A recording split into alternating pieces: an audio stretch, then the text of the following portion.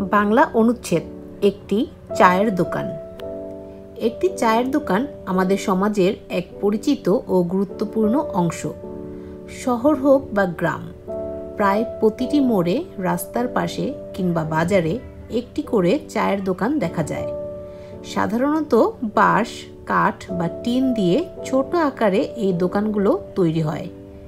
দোকানের একপাশে চা বানানোর জন্য একটি চুলা ও প্রয়োজনীয় জিনিসপত্র থাকে, যেমন চা পাতা, দুধ, চিনি, গ্লাস ও কাপ। চায়ের দোকানে শুধু চাই নয়, অনেক সময় বিস্কুট, পাউরুটি, ডিম সিদ্ধ ইত্যাদিও বিক্রি হয়।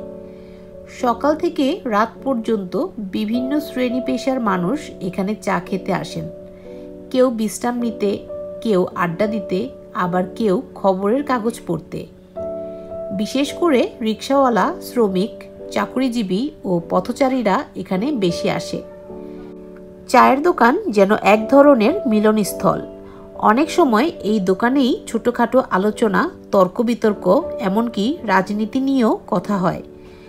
কেউ কেউ চায়ের কাপ হাতে বন্ধুত্বের গভীর আলাপও জমিয়ে তোলে।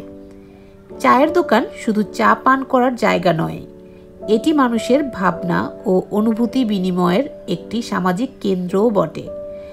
তাই এই সাধারণ দোকানটি আমাদের দৈনন্দিন জীবনে গুরুত্বপূর্ণ ভূমিকা পালন করে।